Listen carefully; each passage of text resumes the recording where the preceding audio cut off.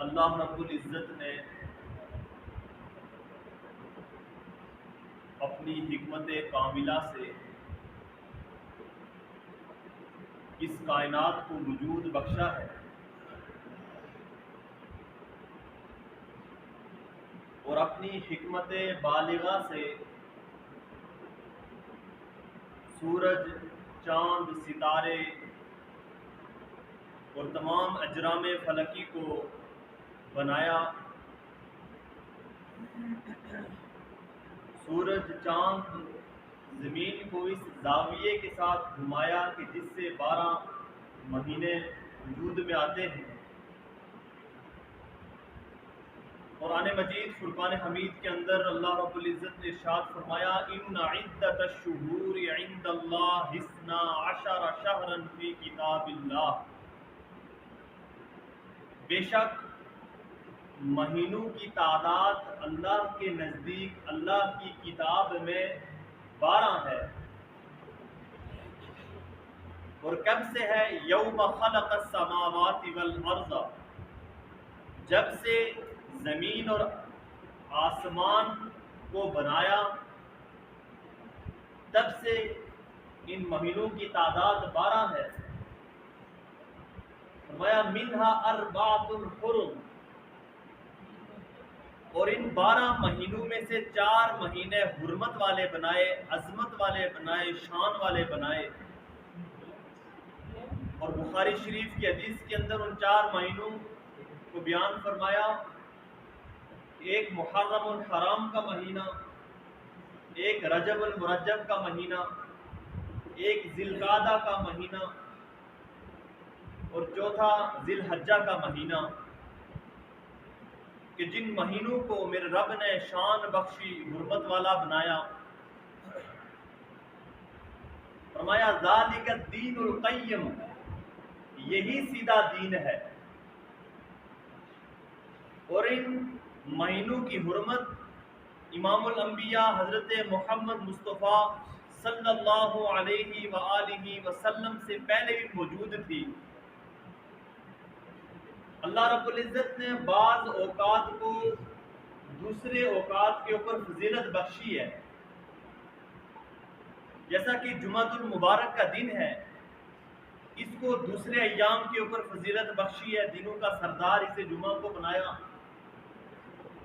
مہینہ رمضان المبارک کا فضیلت والا مہینہ، اس کو دوسرے مہینوں کے اوپر فضیلت بخشی ہے۔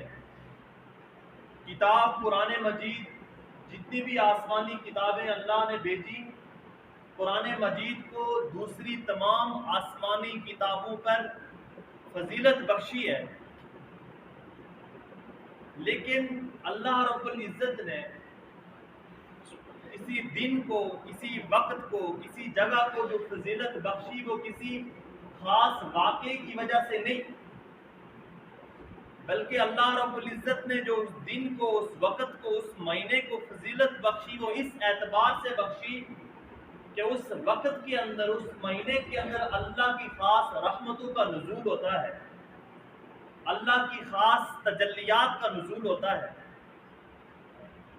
کسی خاص واقعے کی بنیاد پر اس مہینے کو فضیلت نہیں بخشی، جیسا کہ محرم الحرام کا مہینہ ہے، اس میں ایک تاریخ کا المناک واقعہ کربلا رونما ہوتا ہے، تو اس واقعہ کربلا کی وجہ سے محرم کو فضیلت نہیں دی گئی، بلکہ جب سے کائنات کو وجود بخشا میرے رب نے، اس وقت سے محرم الحرام کے مہینے کو عظمت و شان والا بنایا ہے۔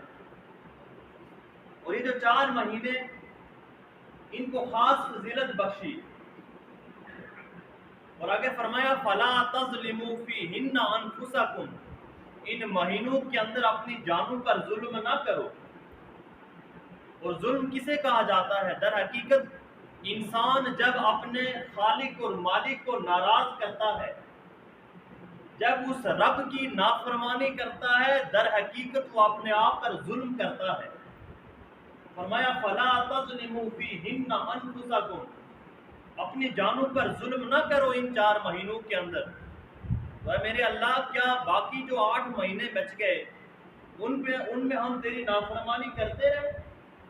تو اللہ کی طرف سے جواب آیا نہیں، ان 4 مہینوں کو اس اعتبار سے بیان کیا گیا کہ جس طرح ان مہینوں کے اندر نیکی کرنے کا اجر بڑھا دیا جاتا ہے، جس طرح ان مہینوں کے اندر عمل کرنے کا ثواب زیادہ کر دیا جاتا ہے، فرمایا اگر ان مہینوں کے اندر اللہ کی کوئی نافرمانی کی جائے، اللہ کو ناراض کیا جائے، تو پھر ان مہینوں کے اندر اس کا وبال بھی 2 گنا ہو جاتا ہے، اس کا عذاب بھی زیادہ ہو جاتا ہے۔